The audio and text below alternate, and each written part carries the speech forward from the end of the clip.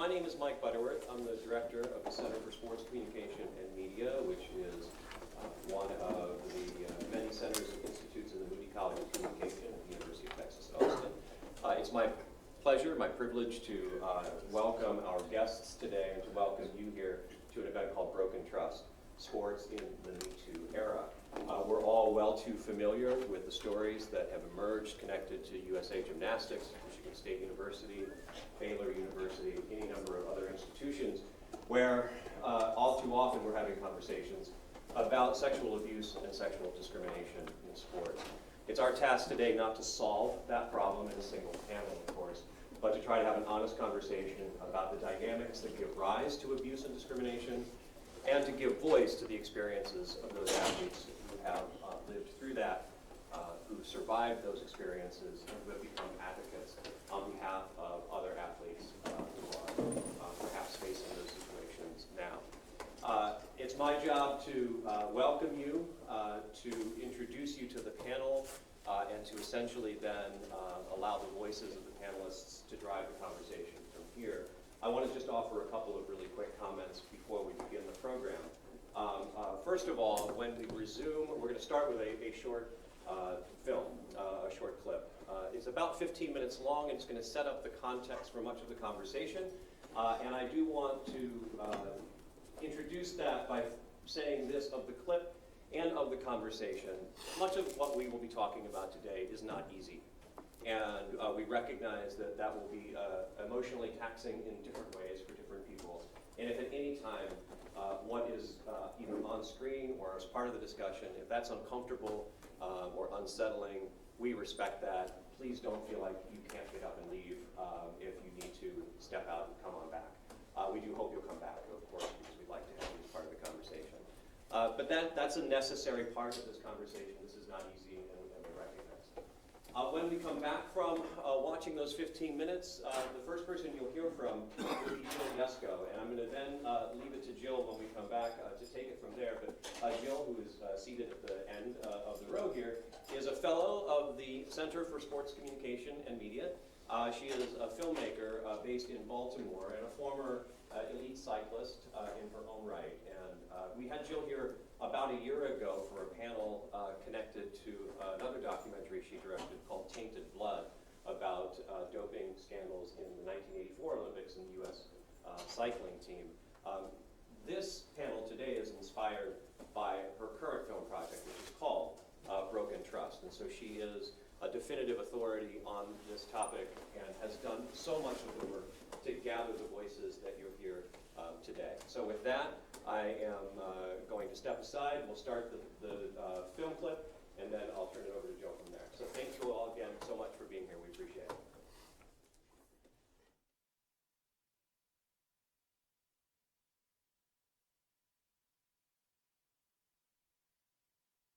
I knew it was wrong, but he was my coach. I couldn't tell anyone. I couldn't say no. After days, he touched me. I knew it was wrong, but he was my coach. I couldn't tell anyone. He touched me. I knew it was wrong, but he was my coach. I couldn't tell anyone. I couldn't say no. after days of powerful testimony, former gymnastics doctor Larry Nassar was sentenced to life in prison yesterday. In the athletic world, you don't know anything other than what your coach tells you. When you're a 14-year-old girl and this is your life, you don't know what is abusive. When a coach is sleeping with an athlete, it doesn't just affect that athlete. It causes toxicity within the dynamic of the entire team. I wanted to be good. I wanted to be successful, and he made me feel that he was the coach that could make me win. Someone that I trusted more than almost anyone in the world ended up being someone who hurt me so immensely. This is an intimidation issue. This is a sexual harassment issue, and it should be treated as such. Abusers, your time is up. The survivors are here, standing tall, and we are not going anywhere. I'm an athlete, I'm a fighter, I'm a survivor. Enough is enough. I began skating at the age of 5. The story that's told to me, because I don't remember back that far, is from my mother, is that she took me to the doctor. I had feet that were turned in. And so the doctor said to her, you need to put him in activities that turn his legs out. And if you keep him in those activities, by doing that, and since he's so young, that'll fix his problem.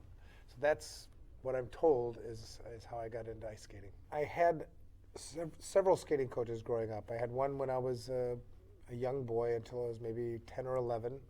Then I went to a different coach. I honestly don't know why. I think it's because I upgraded quality. And then then I switched to another coach for a year, and then I switched to Richard Callahan, who was my coach from the time I was 13 until I retired when I was 24. What potentially makes an athlete vulnerable around a coach is what we as coaches ask our athletes to do. What I mean by that is we ask our athletes to trust us 100%. Without that trust or that commitment from the athletes doing what the coach asks them to do, it's very, very difficult to get the success that we have in mind for that athlete. So if an athlete truly wants to be as great as they say they do, they have to trust 100% what the coach has to say. This obviously has inherent risks, and if a coach decides to abuse that trust that the athlete has in them, it's much easier to do because of that relationship. I was 13 years old. I began coached by Richard Callahan. Before I was 14, or maybe by the time I was 14, I remember having.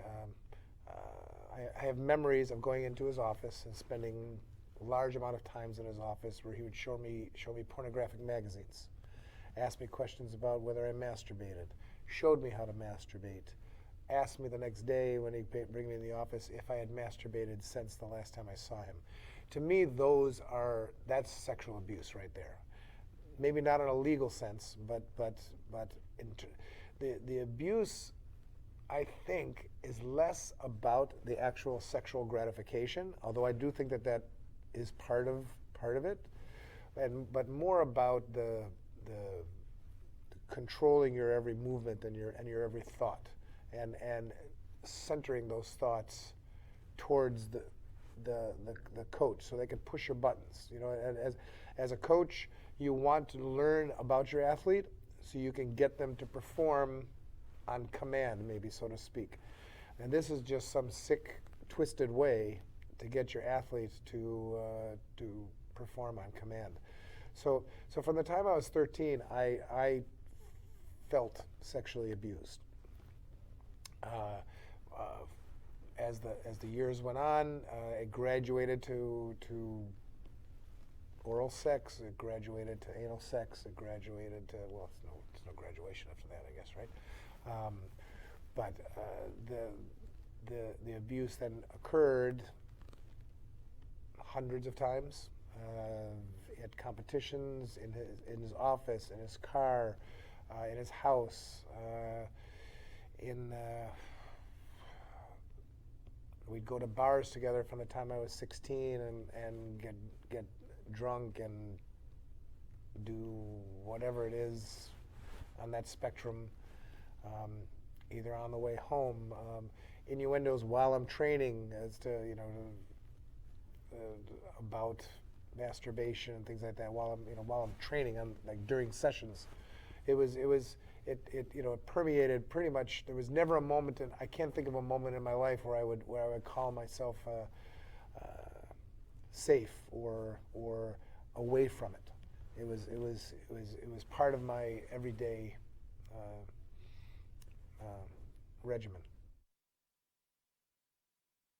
Made my original complaint in 1999 to U.S. Figure Skating, and it took them 19 years to finally get Richard Callahan banned from coaching in figure skating. The coach who's been abused, I think I feel I'm much more sensitive to paths that potentially lead to situations like this. Getting too familiar with your athletes, spending too much time with them, getting too cozy with even the parents of the athlete, to me are all potential signs that and potential risks that shouldn't be taken by a coach. It's not our role. To be a good coach means, in my opinion, first and foremost, to have a passion for what you are coaching. In order to have knowledge, in order to have dedication, you have to love what you're doing. And so you have to have a passion for it. You have to have a desire to be successful at it. And I don't mean in terms of results. I mean in terms of what you give to your athletes. Do you make them love what they do? Do you make them want to be more dedicated to their craft? That to me is the biggest attribute a coach can give. I don't know about other sports, but in figure skating, our success is tied in many ways to the success of our athletes. If we have an athlete that achieves an Olympic gold medal, we're considered a better coach. If we have an athlete that goes to the U.S. national championships or does something like that, we're considered a better coach. So it's not the easiest thing in the world to be able to put your athlete first and do what's best for them, because that may not be in line with what's best for your career. I was very heartened when we call it the #MeToo movement started, and even more emboldened when the gymnasts came forward, because that happens to be very closely associated with figure skating, against Larry Nassar. What can we do moving forward to make sure that this doesn't happen or doesn't happen as much? I think education is for sure the number one thing we can do. If we talk about this more and we educate people more on the signs, and we give them a space or a forum to be able to speak and to be able to talk without feeling repercussions, this will make it more difficult for predators.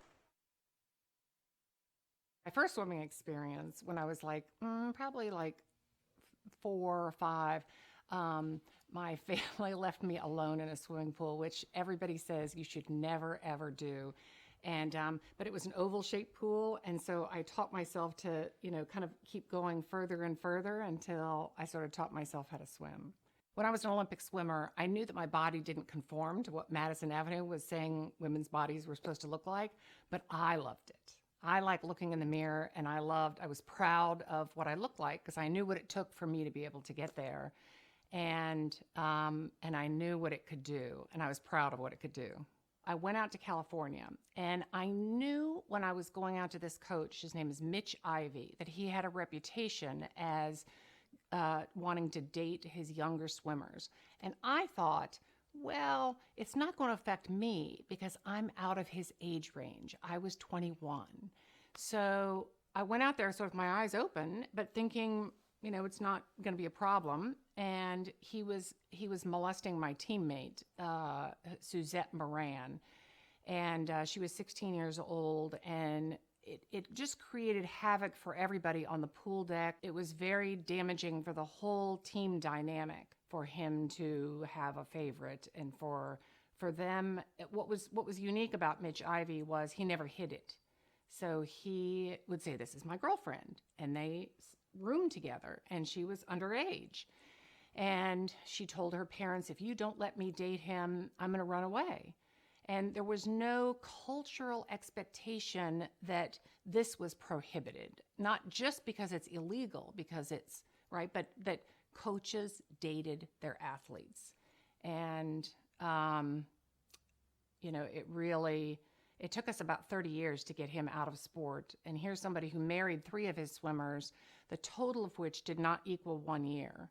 So he tended to marry them just as they became legal age, which sort of normalized abuse that had been happening when they were children. When sexual abuse gets revealed, okay, so when it comes to light, 100% of the time, somebody tells me, I'm like, I could tell you the end of the story. the team and other coaches will rally around him.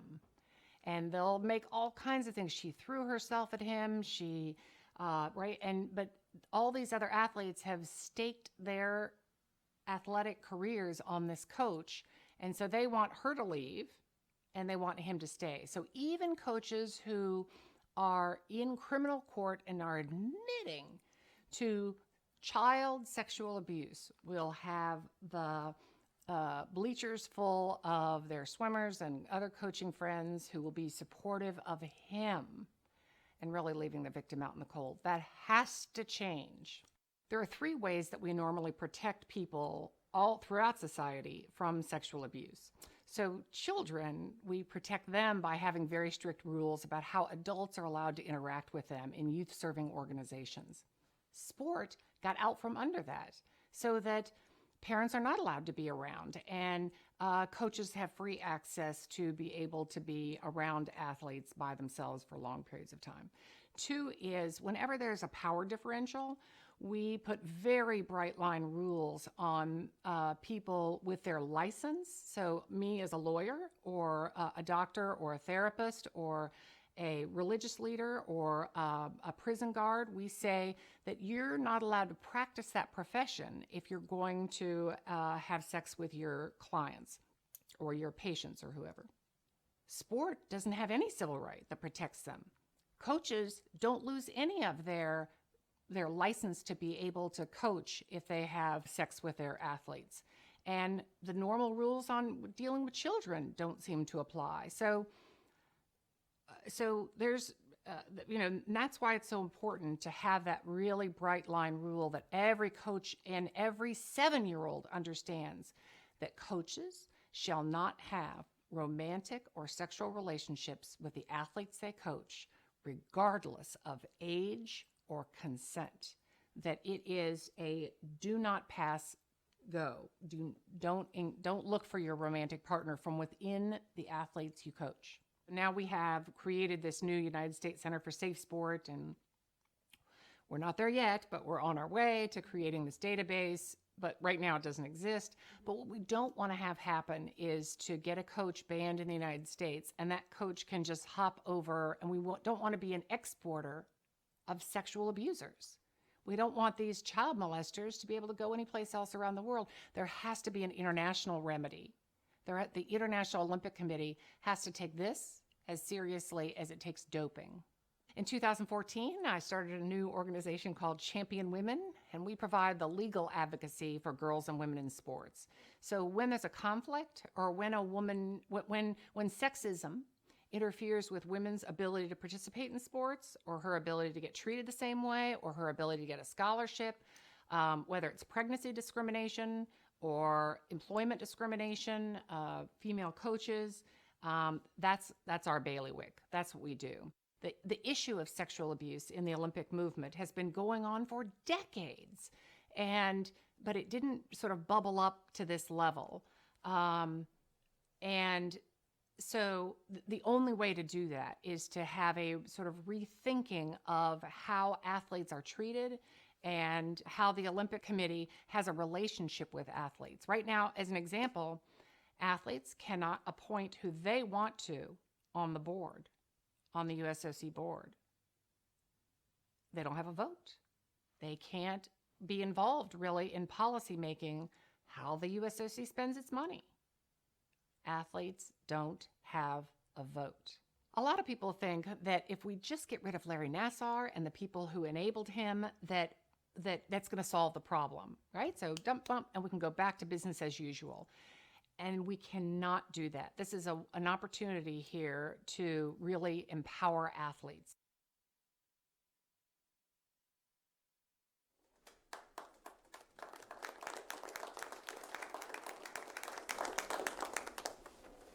Well, thank you, everybody, and welcome. Thank you to Michael and to Chris Hart and everybody at the center. I'm delighted to be here. To return to Austin. I'm going to I'm Jill Yesko. I'm going to have our panelists do a brief introduction of themselves, and then we'll dive into the discussion. Eva. I'm Eva Rodansky. I was a World Cup speed skater for the USA from 2001 to 2005. And I'm here to talk a little bit about the damaging effects that occurred when the team director, longtime national team coach and team director, was having serial affairs with women that he was coaching or had authority over for about 20 years.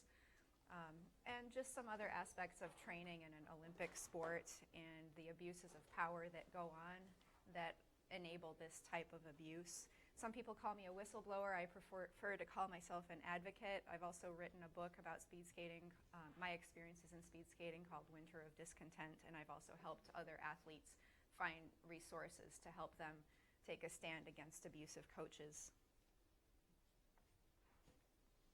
Hi, my name is Jessica Armstrong. I'm a former elite gymnast, and I was sexually abused by my coach between the ages of 12 and 14.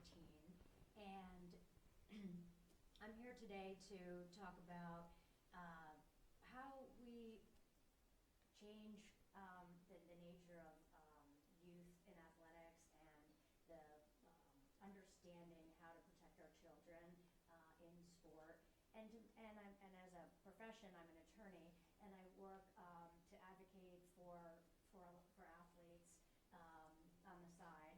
And I hope that this discussion enables all of you to go out there and look at this topic a little bit differently.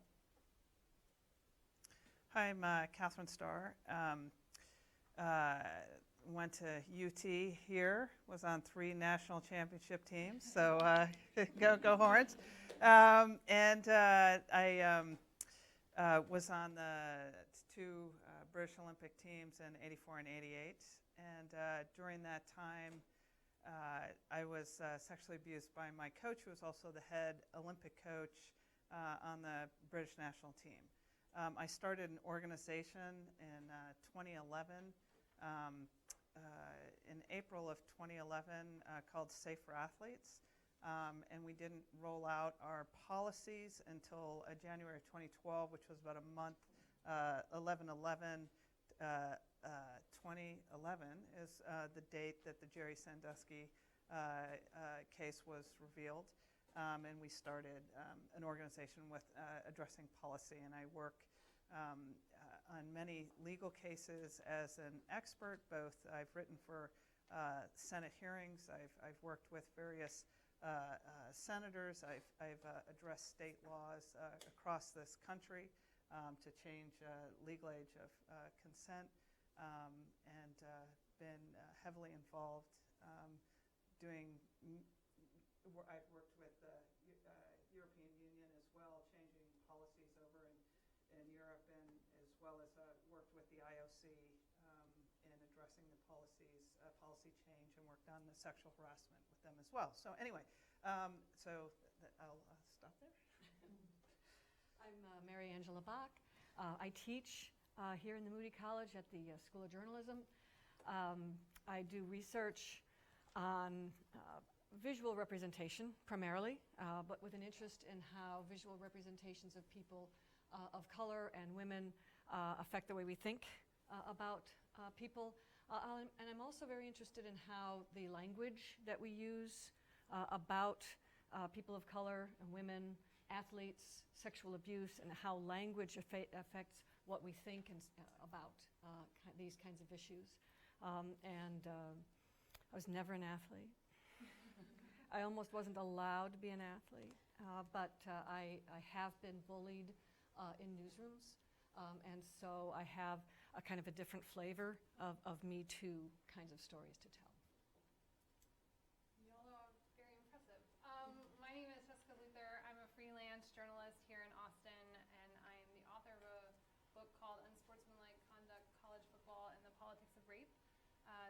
Some of my freelance work that I'm best known for, in August of 2015, my reporting partner Dan Sullivan and I wrote the first major piece about Baylor and football and sexual assault. It was I'm never going to get the quote right, Ken Starr called it the Texas Monthly Suggestion. That is the reason that he hired the outside law firm that eventually brought all their stuff back that ended up in Art Briles being fired and the athletic director being suspended, and he left, and then of course Ken Starr eventually left as well. And then early last year, I co-wrote a piece with John Wertheim at Sports Illustrated about the Dallas Mavericks and sexual harassment and domestic violence among the business side of their staff. And late last year, I wrote a piece on Texas A&M and their Title IX policies and the survivors on that campus who pushed the school very quickly to look at their policies and change them. Well, thank you, everybody. We have not a lot of time to delve into a really rich and sometimes very disturbing topic, but I want to start with Jessica and open this up to the whole group. I think, you know, as you saw in the clip, Craig Marizzi, I honor his honesty in coming forth and talking about how he was abused by his coach. And I wonder if one of the issues here that gets in our way in talking about Me Too is how little consensus there is about the term sexual violence. And particularly since we're at the School of Communications, are we using the right languaging to talk about this important topic? You wanted to start with Jessica? Jessica, yeah. Can we go down the line with that? I mean, this is a great question because it is complicated, right? So many of the things that we put under the umbrella of sexual assault or gendered violence are related to each other, but there's also an entire spectrum of things underneath that word, right?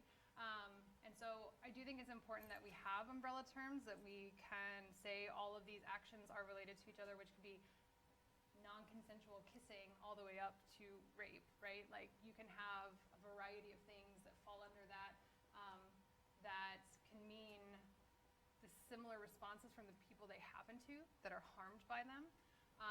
At the same time, I think when we're talking about individual cases, I do think it matters that we're addressing what actually happens to people and the specifics of those things. Yeah, I think it's a complicated question, and I think it's a hard one to deal with, especially for someone like me who is often trying to pick my words correctly in order to get across what I'm trying to say, not sensationalize it as well, how much you say about it, but also to be true about what's actually happening to people. There's a lot involved with language and how we talk about the issue, and also how we describe things. And I think to call it sexual abuse often makes people think about rape.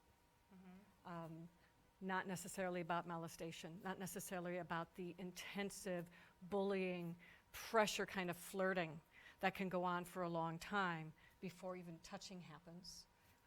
And it also does not really address how the rest of the team is affected, how having one particular person who's being groomed for abuse affects the team and the other people. So I think maybe sexual abuse is kind of limiting to our discussion. Yeah. What other terms would you suggest?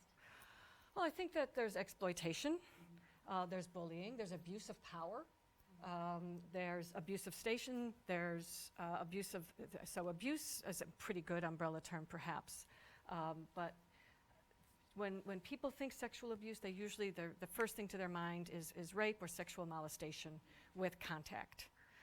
And it doesn't, I think it doesn't even start there. And when you think about it, when that sort of hyper-sexualized atmosphere is happening around a team, everybody's affected, whether they're touched or flirted with or not, because what that means is that women are less valued, or children are less valued, or a particular class of people is less valued. And so we have to, I think, talk about the value of people and the humanity of people in general, as well as talking about the abuse cases. Well, I think, so a couple things. One, I was involved in a legal case, and the issue became signing a liability waiver, and that the other side was arguing that there was inherent risk of sexual abuse in sport. And the language in the legal language to use is non-accidental harm.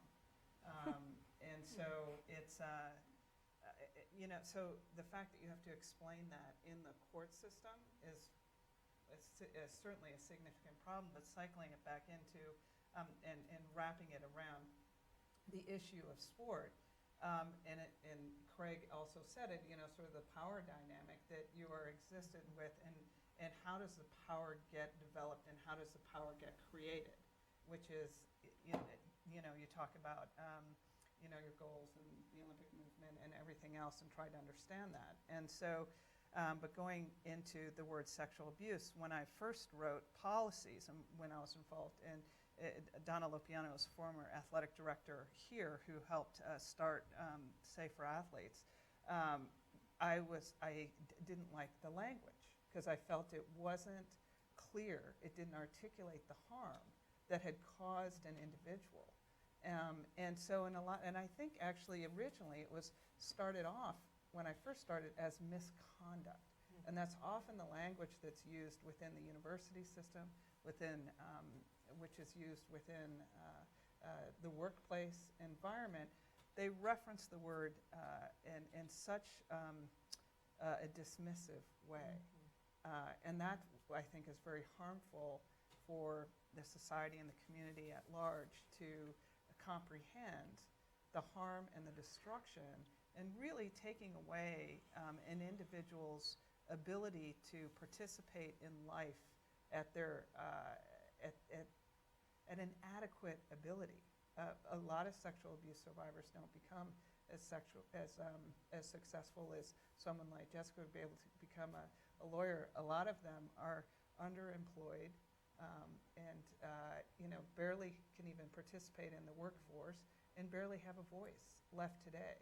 So the language so everybody can understand the significance of harm, I think, is very pertinent here. I think that's interesting you bringing up the law, because I do think the legal system also sets the language a lot. Media often takes cues from, like, we explain things the way that the law explains them.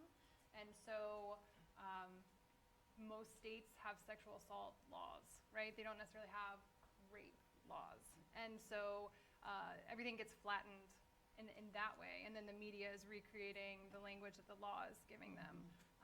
And so it's just interesting to think about sort of how that sort of leads a lot of how we even think about it. A lot of people begin and end their conversation around sexual violence through the law courts. Yeah.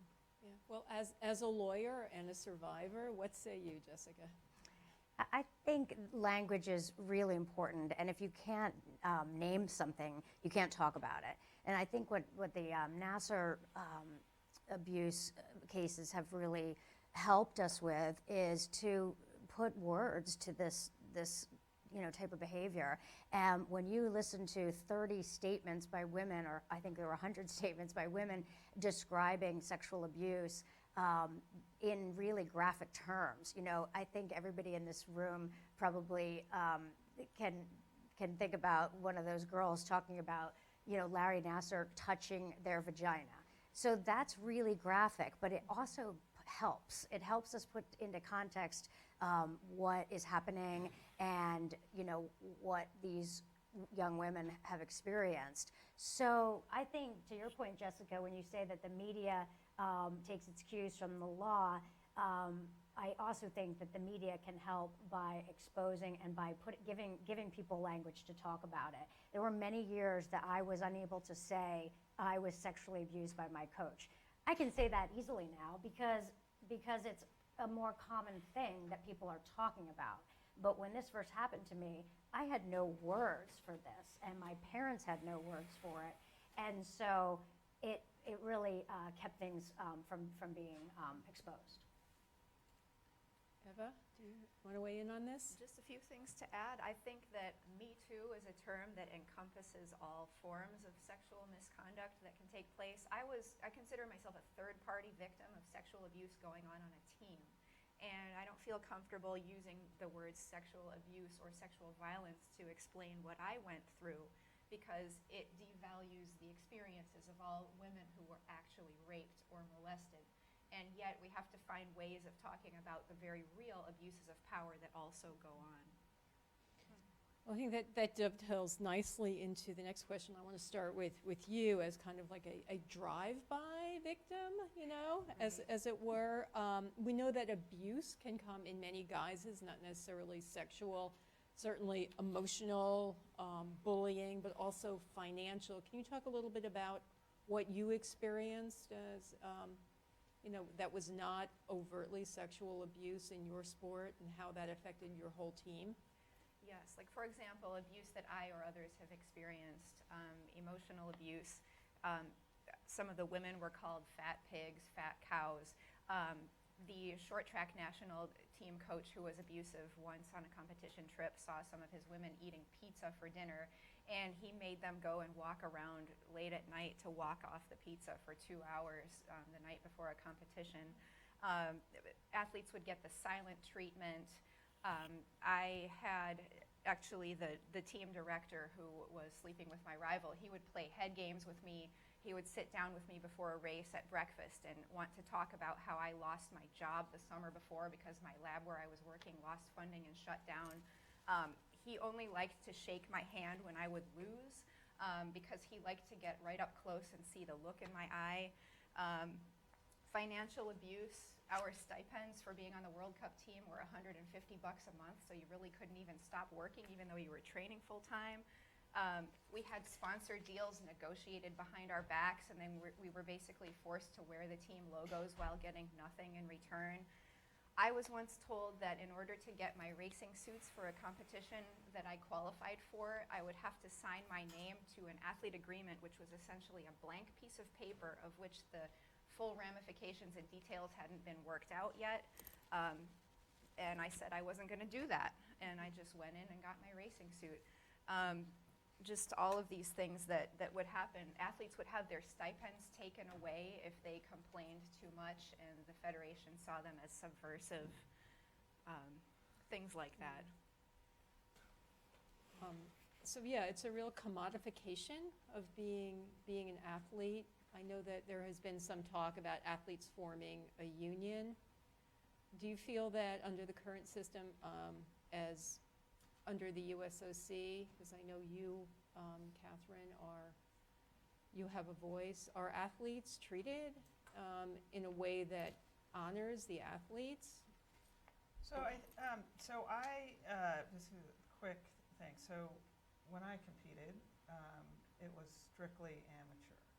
And so you still saw the same kind of abuse that you see today, but you have a new level of integrated abuse, which is the financial aspect of it, which actually makes you more vulnerable to being in abusive situations as a result. So I haven't seen and would like to see to have more policy set around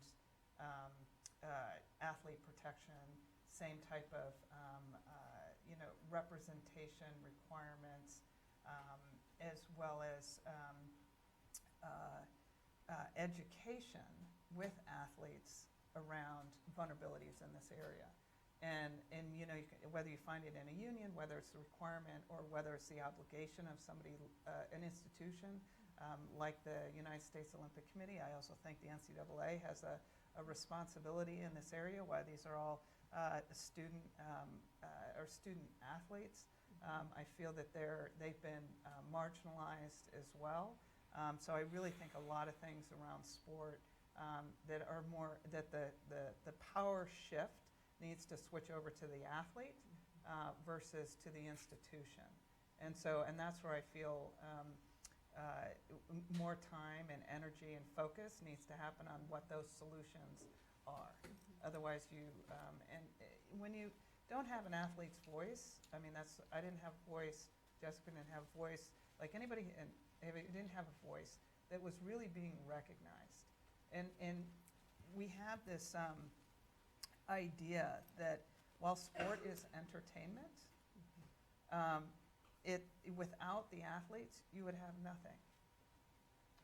So we really, I feel a lot of work and mindset needs to be focused in that area. I want to go back to the role of coaches, since a lot of my film will focus on that, and coaches are really central to the athlete-coach relationship should be a sacred relationship, but 9 times out of 10, it is an unbalanced power dynamic.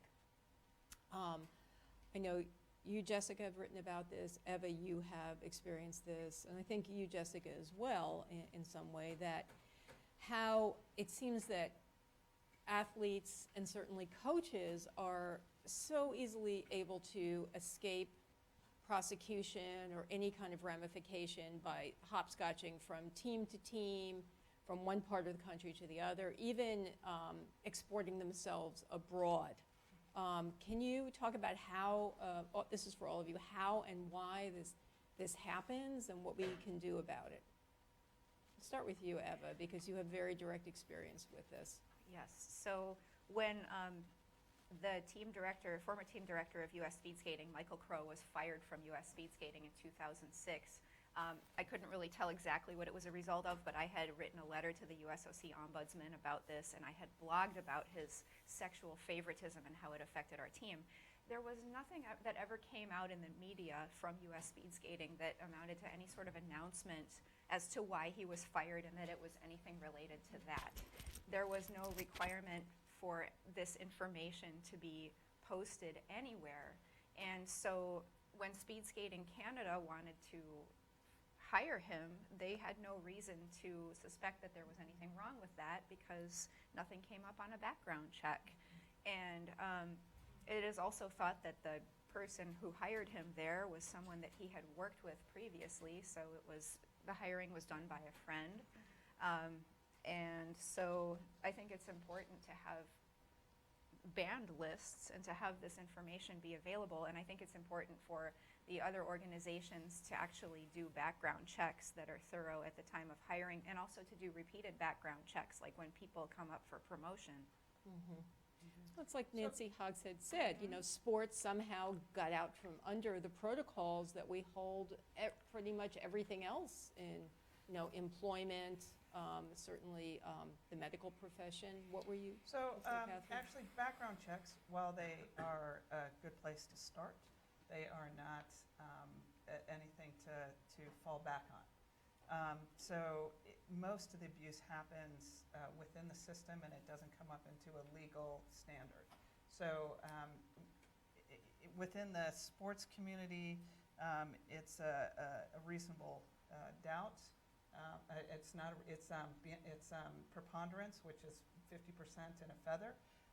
And so as it was described to me, versus a criminal standard, which you're going to have beyond a reasonable doubt, which is like 99% believable. So, and you're not going to be able to put most of this information, character, when you categorize molestation or touching, various things, they just don't get into the criminal system. There's no room for it in the legal system because there's more egregious situations that they're dealing with. And then within the sports environment, they've only recently done it within doing having the center, and then each individual sport was at various, inconsistent.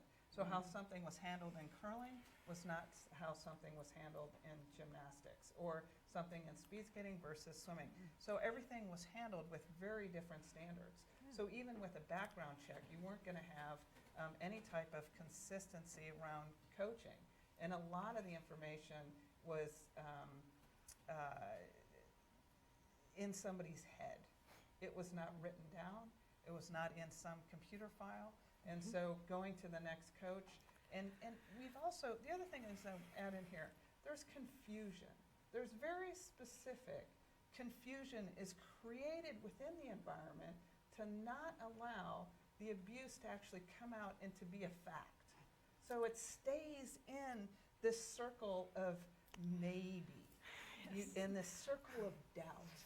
And that doubt, then you take on the doubt. Like, did that really happen? I know exactly where I was and what happened.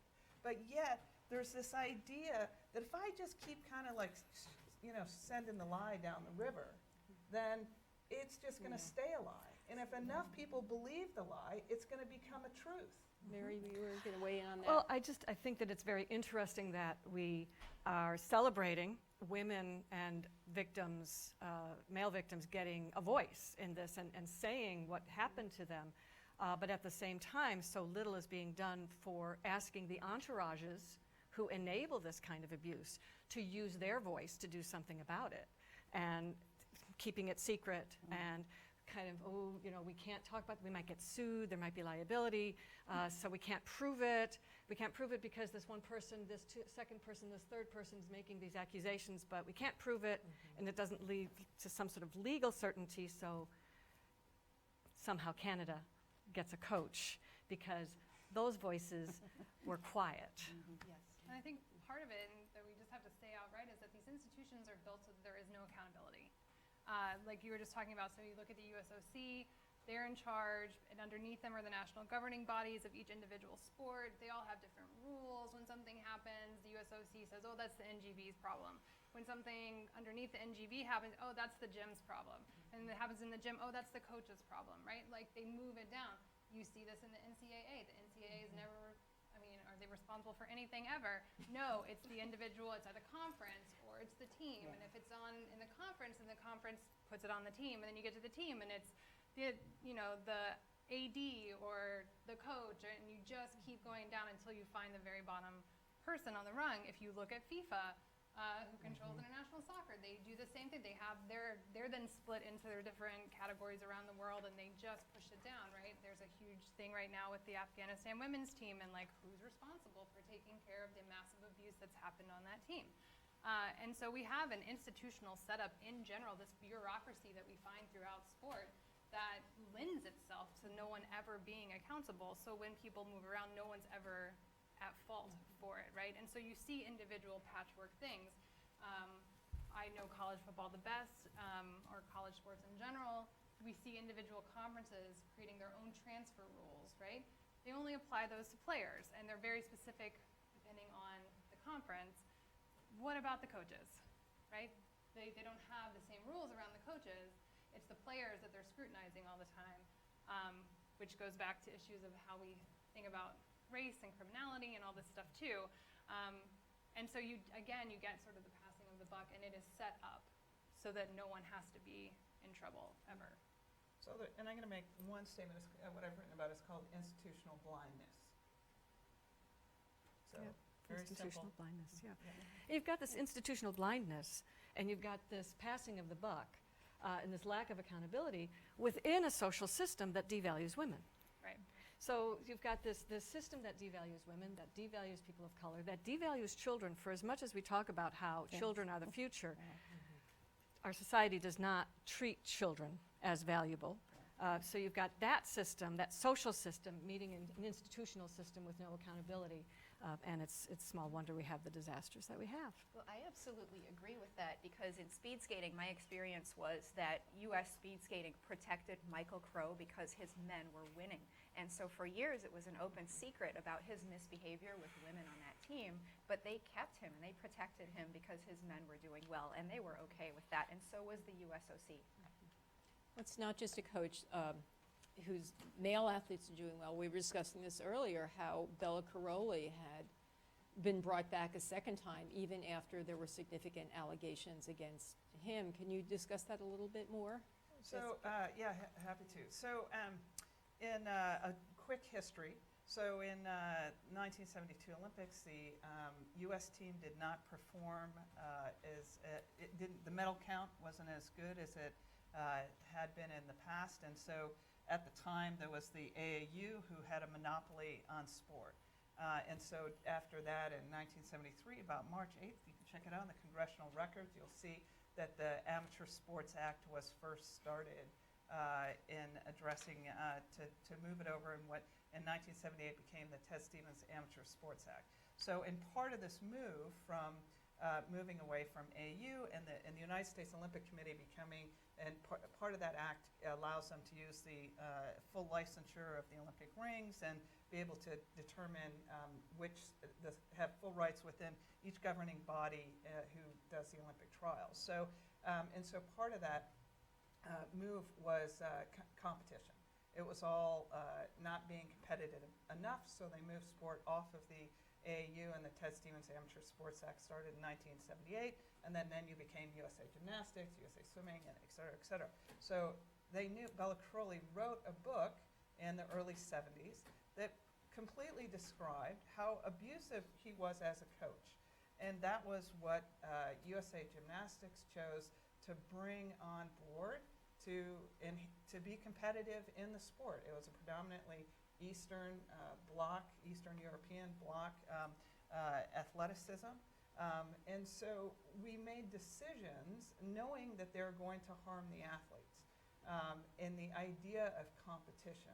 So as an athlete coming into the situation, you already have, like, the bar to even complain has been raised so high that where you can define abuse was set up above an abusive standard. So for you to even be able to say anything didn't allow you to really be considered an athlete, like toughen it up. You know? And if you wanted to be good and you wanted to be selected for the national team, you were not going to say anything about abuse in any way, because then you would be dismissed, and they wouldn't take you seriously. Soft or other derogatory comments to question your athleticism and your commitment. Yeah, correct. Yeah. I think in the question of, like, how did Larry Nassar happen, right? Which is the numbers are just so staggering. It's exactly that thing. Like, how is a child supposed to understand abuse when everything they're experiencing within their sport is in some way a form of abuse? Like, why is that abusive if this other thing is? And there was an ESPN article, I want to say right around the time of the victim impact statement in court. It was a long piece. It was, and one of the things they wrote a lot about, I think one of the first places that really did this was John Geddert, who was the 2012 Olympic coach who ran the, how do you say it? Twistars. Twistars. I want to say Twistar. Twistars gym in East Lansing that Nassar also worked at. And one of the women, I apologize for not knowing her name, she had this quote that I'll never forget. She said that Geddert was abusive in the way that the sort of psychological, emotional abuse, that even physical, like what he would force the girls to do bordered on physical abuse or was physical abuse. And she had a quote that would say that, she said, John would break us down and Larry would fix us. And I will never forget that. And so how all of this abuse wraps into each other. Well, and then you have on top of that, this culturally across the board, minors are labeled as liars, and they don't have the ability to, and women. Especially and girls, and especially girls. Little gossipy girls. Jessica talks about that in her book, about how women are perceived as liars. Yeah. So there's your challenge right there. So to get from fact to fiction. So I want to just back up a little bit and talk about the meta narrative here, because as a filmmaker, so what you saw there was the trailer for the film and just a kind of a rough cut assemblage of two of the key interviews for the film. But in talking to people and putting the film together, people have asked me, who are you to make this film? Are you a survivor? Do you have skin in the game? And, certainly as an athlete and a woman, I think, yeah, I've got skin in the game. This needs to be seen. And I hope in the film that I will be able to bring this narrative beyond the sensational, talk about how we can and must move forward from this.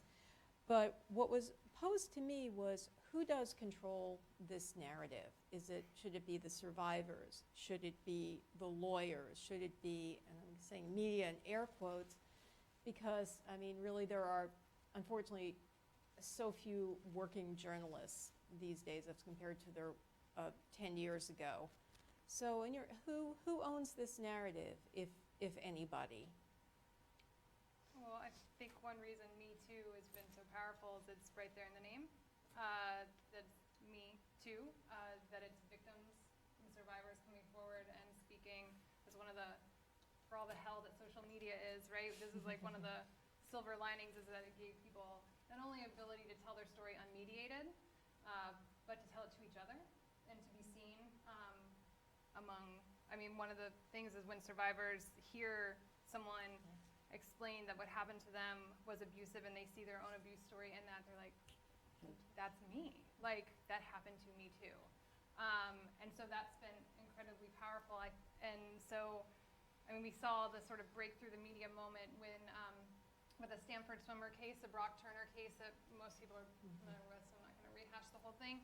But he was convicted, and there was a victim impact statement that the woman read in court, and she gave it to BuzzFeed, and they published it in full, and that went viral. And we saw like a shift in how we talked about it because she was able to, again, unmediated, put her voice and her experience out there. I mean, it should be. If you're asking should, I mean, I think that's who should be controlling the narrative. I mean, I'm super aware as a woman in sports journalism who writes on this topic. You'll never find a whiter or maler group of journalists than sports media,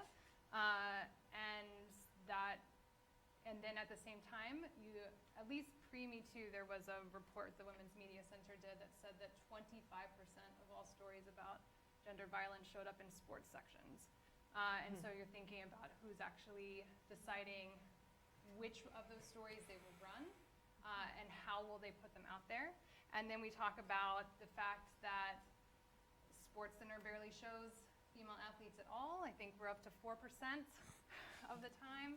And who's making, so whose stories are getting out there? How does that work? We should constantly be thinking about that, especially within sports journalism. I appreciate you saying that the voice of the survivors are important, and I as a survivor, I agree with that. But I think that the narrative shouldn't be controlled by any one group. I think everyone's position as a professor, as somebody who speaks about rhetoric and what language do we use, as a journalist, as men who might be wrongfully accused of sexual violence, of documentary producers. I think everyone's voice is really important in this narrative. I don't think there should be one voice, and that's what's great about this panel is you have different perspectives. And I know, Mary, you've written about the sort of invisibility of women here. Yeah. It's interesting now that the survivors and the Me Too movement is becoming more visible and vocal, you're seeing the inevitable backlash. For instance, the former interim president of Michigan State University said, of Allie Reisman and her cohort, they seem to be enjoying their moment too much. Can you talk about that? Well, I think it gets to the notion that women are like children. And so one of the ways that women have been represented over time, historically, is an infantilized way. And because of that, when women complain about being abused, then it's easy to stereotype them as whiners, as crybabies, or as liars. And it's easy to play to those stereotypes. Women, anybody who does not play, anybody, men, women, white people, black people, who does not conform to a stereotype gets punished in a social way. So when women do things that are stereotypically masculine, they get punished socially somehow. When men do things that are stereotypically feminine, they get punished socially. And I think that the pushback is in part allowable, enabled, energized by this idea that women just want attention, they're crybabies, and they just want their own way. Or they want talking about it so much. Stop talking. Yeah, stop talking about it. It's because it's making the men uncomfortable. Well, and also I think that you mentioned who controls the narrative. I think that institutions and the institution's attorneys are so used to controlling the narrative and squashing the voices of victims. And then those victims are not able to get justice because the institutions have all the control. And the good thing is that when the stories, the Larry Nassar scandal was so huge and it was so told in the media, that was the way that the survivors were then able to get justice. And then for Engler to then come and say that they're looking for attention was so disrespectful. Yeah, I think by then the momentum had certainly moved beyond that when you had more than 100, and you can watch the victim statements on YouTube. They're definitely hard to watch. Folks, have you, you're nodding your heads, you've watched them. Yeah, it's really, like your book, very, very tough, strong, but important medicine. I know we've talked a lot about the Olympic movement, but you've written very, very cogently about what goes on under NCAA. Since, when did your book come out? September 2016. Okay, so fairly recently, but even in that short time, have you seen any changes, perhaps as a result of Larry Nassar and MSU? In the way okay, that's not good. I mean, right around the time that we wrote the Baylor thing, which was in 2015, that's when we started to get these. SEC was the first conference to at least have a transfer rule for players when they would. Most of it's if something happened within the criminal system, if they plead or they're convicted. But now also if a university finds them responsible for harming, that they can't transfer to an SEC school. So we've seen conferences, the Big 12 after our stuff came out with Baylor. There was an individual school, maybe Indiana, I'm sorry if I get that wrong, that has their own transfer rules. So we're seeing stuff like that. The NCAA, I'm trying to say this the nicest way I can. Don't hold It doesn't back. seem to be a concern for them. They like to, again, like I said, they like to push it onto individual schools, but also they like to say that Title IX is a federal law, that the school should be operating under this law. It doesn't matter. For the NCAA, everyone's kind of waiting right now to see if they're actually going to punish Baylor for institutional failure or whatever it would be, but they don't actually have like a rule around sexual violence that they would be able to like hold on to. Is it true that you wrote in your book, as of 2016, no known school has lost funding due to Title IX? Yeah. Is that still true? Yeah. So That's Title IX is mind-blowing. just, for those who don't know, the 1972 statute that says that you can't discriminate the educational institutions that take federal funding. So basically any grade school, any university, college, vocational schools, that they can't discriminate on the basis of sex. It's like, is it 70 words long? I mean, it's a pretty short little thing, and then it gets interpreted over time by the law, by courts when people sue under it, and then by the Department of Education. Right now, it is rewriting the rules around it. Betsy DeVos's administration is going to give us new ones soon. And there's really only one punishment under Title IX, and that's if you're found to be violating it, that they can take your money away. And as of now, no one has they've had it threatened, but no one's ever actually been punished. To me, that's just incredible. I can certainly see why that hasn't been the case, but unless you take the money away, no one's going to pay attention. And so that's one reason that people sue, right? Like that's one way that money becomes a factor that universities respond to. The other thing they don't like is they don't like bad PR, right? That's also has to do with their pockets. And so, but yeah, as far as the law itself and the teeth behind it, it's not quite probably what people imagine. I have found, dealing with, as being an expert on a lot of cases and done some Title IX cases, that it becomes very difficult to sue, extremely difficult, also because the money, it's states' money, right? And so there's this big, broader, less of accountability that other institutions are held to. So, so that they're like this leeway that, like this liability leeway is like extended, in personally, in my opinion, to an unreasonable place. But I also can tell you from within the legal system, with a lot of judges getting switched out and becoming more conservative judges, that this issue is actually getting addressed better through the courts. So I think you're going to find under previous administrations that they would have had, you would never have seen Weinstein and that whole issue even come to light. So a lot of sexual abuse, sexual minors, anything around the sexual abuse aspect is really being addressed in a much more stricter, constringent way than you've ever seen before. And I see that as a progression to move forward, because when I started Safe for Athletes, it was like, I need to educate the judges or something. But a lot of them, and if you look at the Sandusky situation, that he had a foundation, and the judge that was on his board of directors, right? So there was a huge conflict of interest, with a lot of this stuff. So, so when you start looking at sort of the system does not support removing abuse in any way, shape, or form, then you see how it stays in the system, because there isn't really an avenue to remove it out. When the whole thing needs to be eradicated and changed. And I see a lot of those changes moving forward in a positive way.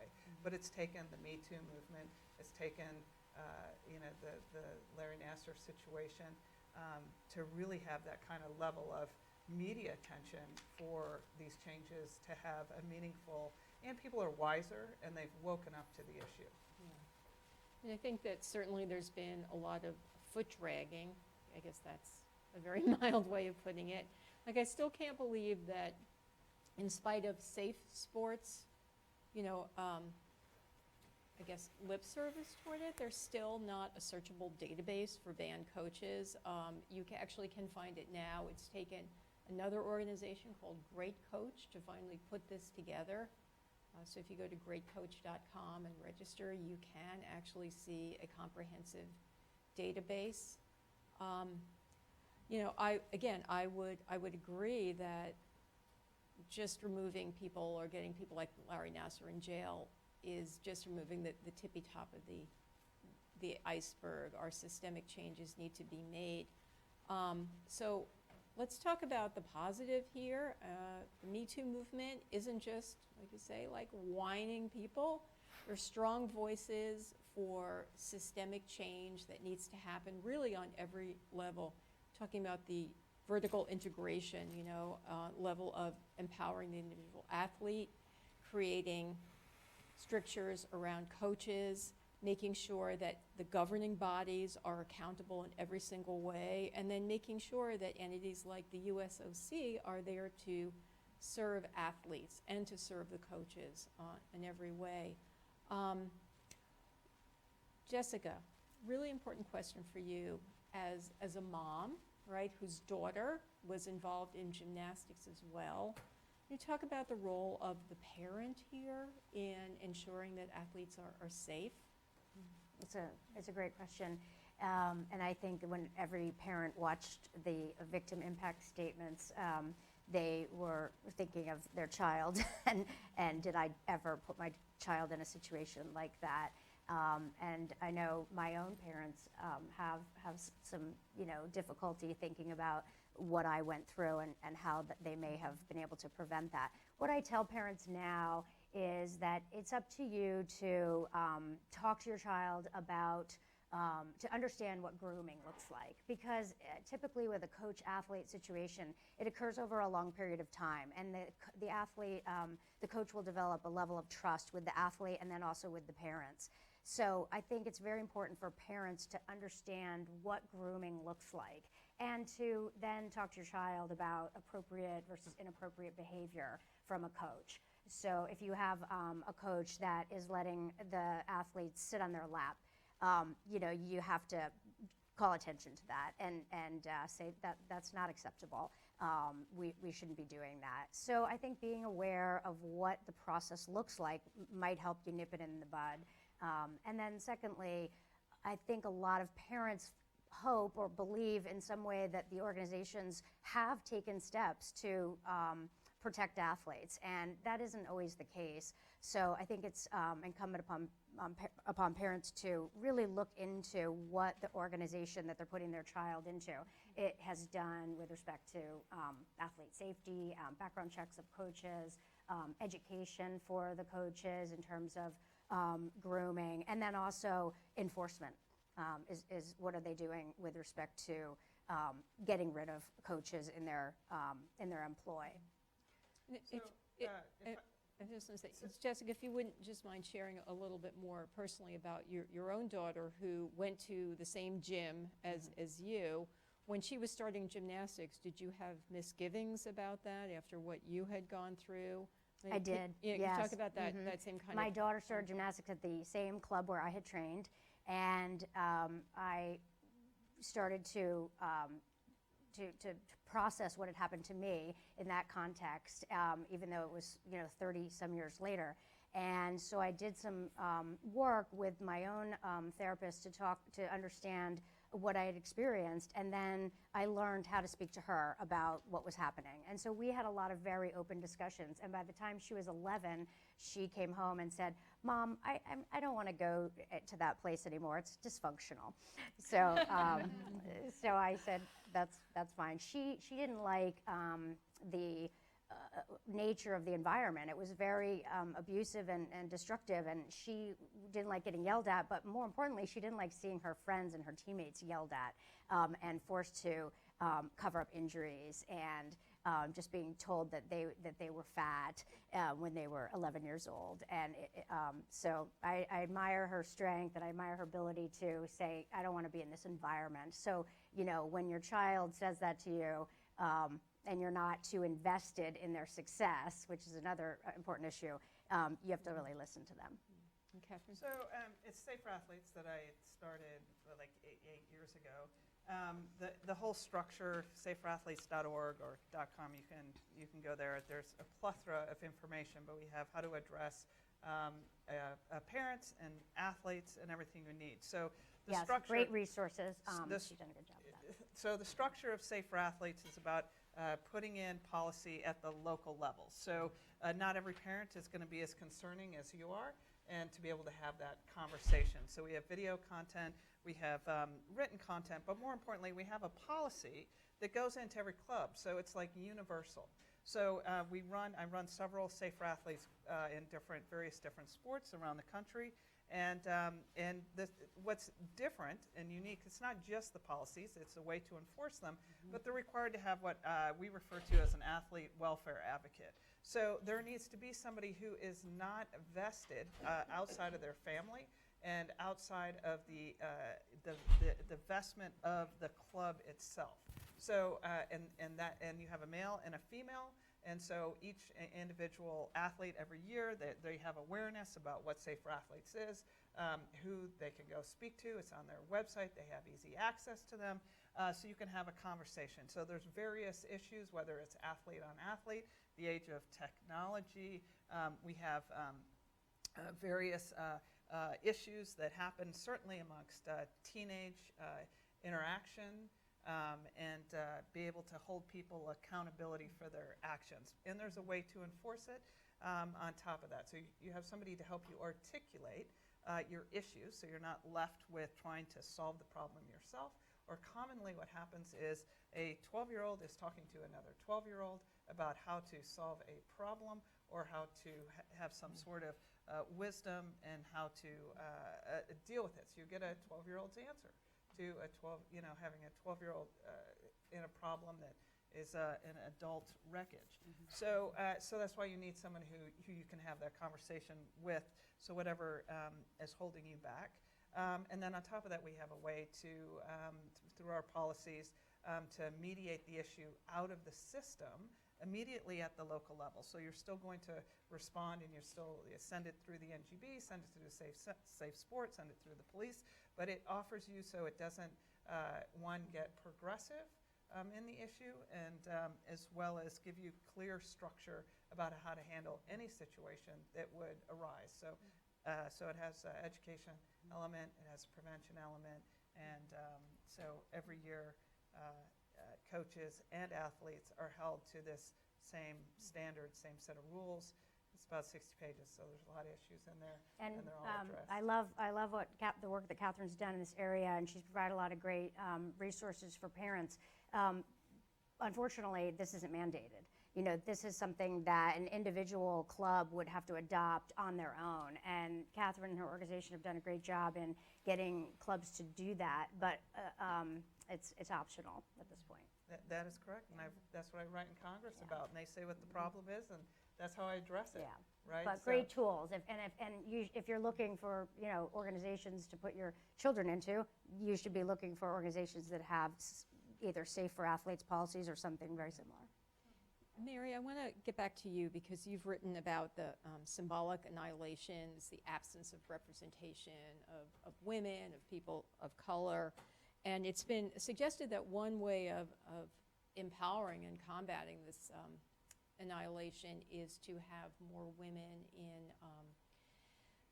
coaches, more women sports writers, more women in the media. Some would say women are more sympathetic. I know you disagree with that, but we were talking before. Explain how this rising tide will lift all boats. Well, I disagree on the idea that having more women in any organization will necessarily combat abusive situations, because women can be complicit just as men can. And women get caught up in the power structure just as men are. One of the primary alleged enablers in the Nassar case was a female coach at Michigan State. The children in the Michael Jackson case, their mothers were very complicit. And horrified now, but their mothers were part of it. So I think that what is positive about having more women, people of color, different kinds of people inside newsrooms, and then also represented in media in different ways, is that it normalizes women in what are traditionally male spaces. It's easier to bully a woman, put her aside, treat her poorly, or not care about her situation if she's in a situation or she's in an organization, a place that is traditionally not hers, not her place.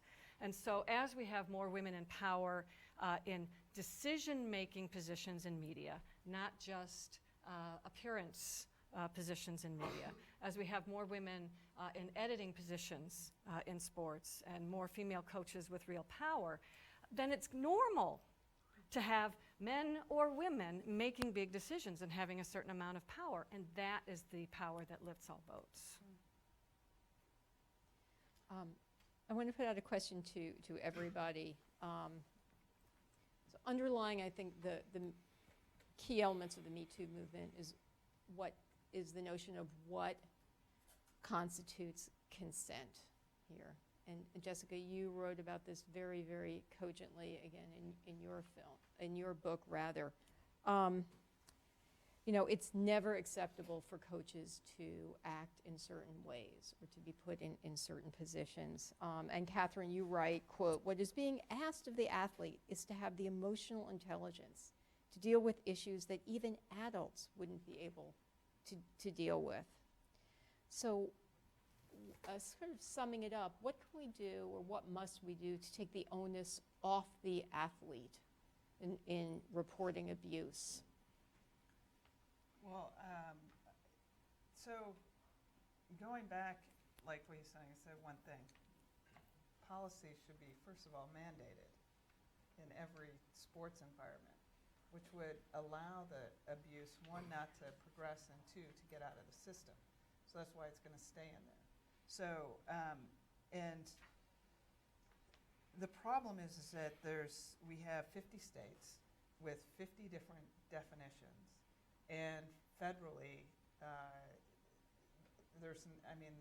it's a lower standard, right? So we have inconsistency. We have AU has a different standard. We have the USOC and all the Olympic movement that has different requirements. You have there's somewhere about 80 million individuals that participate in some sort of activity, and then you have 2 to 3 within the Olympic movement. 2 to 3 million. So one, you already have a structure of what's going to be considered abuse within the Olympic environment. It's already been set up this way with the changes within the Ted Stephen Amateur Sports Act.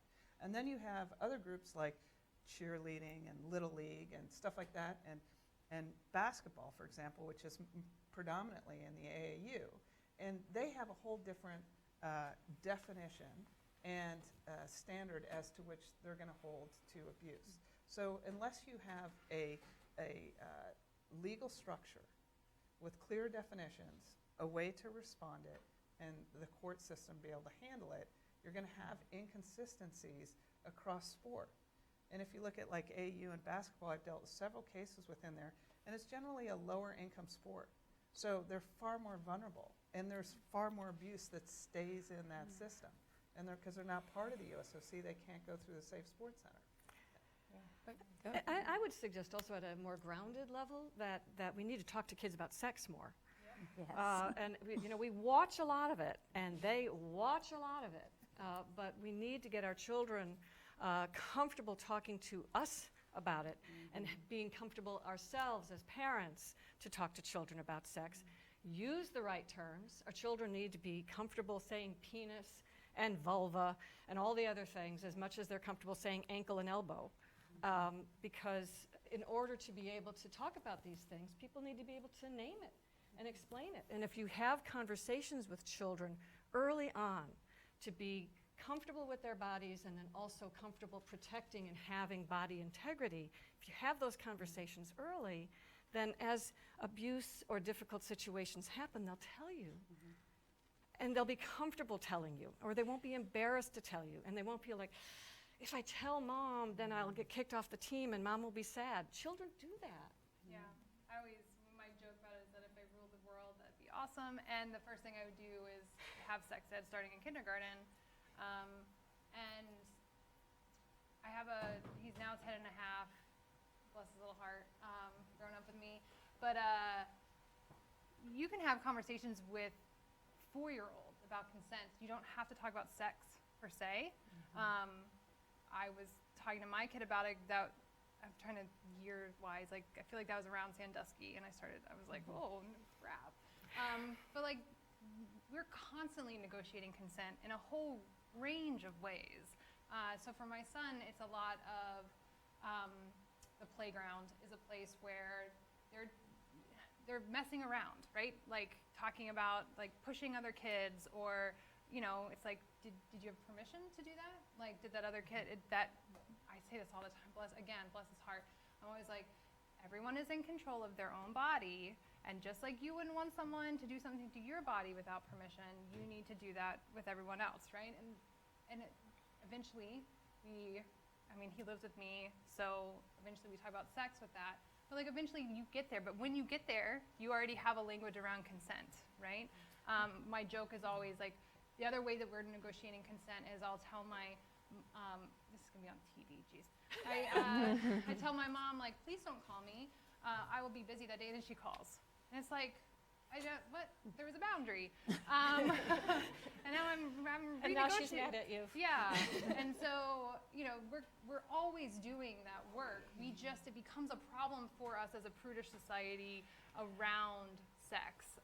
But we can already start that language with children and with each other, right, to recognize that we're doing this work. I'm going to cycle back into on the coaching side of things, since we were talking about on the sport side of things. There's no negotiation. There can be no consent. Yeah. Yes, as Nancy says. Yeah, and so and it's also, you are at you're beholden to this relationship. So one, you can't consent. There never should be. And there isn't a natural negotiation, at least in my experience with my coaches. There was no natural, okay, I'm going to do this set. Oh, I'm going to do this. There is, if I said, oh, I'm tired, or I don't feel it, there's a whole series of things that you just know to shut down, and you keep quieting the voice, and it becomes less and less of you having any type of ability, and eventually you've turned your whole life over to this individual, to your coach. And so that's a part, we've lost all ability to negotiate. I mean, we saw it this year. Jordan McNair, who was a football player at Maryland, Yeah. who died a preventable death on, because no one would listen. Like, because they were all deferring up to the top of the staff, and the staff, for whatever reason, didn't make the choices that could have saved his life. But it is that, the sort of taunting that went along with it, and like he was supposed to go through with it, and he died. I mean, like the extreme of this. And listen, as you are all too familiar, as elite athletes, you know that you have a very special relationship with your body, and it's not always a positive one. I mean, maybe supermodels are the category that have like a worse, more contentious relationship with their bodies, but I would say athletes, So you kind of can't always count on yourself as an athlete to say, all right, your coach should be the one to say, look, this person is not looking so good. Sit out a set, or you can't be in this competition. I'm just saying it, like you as an athlete can't always find the way to give the consent in a positive way. I know you had that with overtraining, right? With Yes. your coach. Yes, at least 3 seasons I was so overtrained that I could not perform for 3 or so months. Because I would do everything that the coach said and disregard training data or even the experiences of being an elite athlete for many years. I would defer to what the coach wanted, which is, all of this is, it's so important for these organizations to actually take action on allegations. It shouldn't ever get to the point where, for instance, with Michael Crow in speed skating, the men on that team complained to their sports psychologist. The word got all the way up to the president of the federation, and the allegations were buried. There was just this toxic atmosphere on the team, and they could have gotten rid of him before I even made my comeback and started my elite years of competition, but they decided to keep him. And it's so unfortunate when the people in power don't take the action that they should. Well, it's like Craig Maurizi said, the mark of a good coach is one who is willing to subsume his or her own glory to make their athlete better, and that is a very, very rare thing. I see that our time is up. I want to thank everybody on the panel and everybody at the Moody College. Thank you all.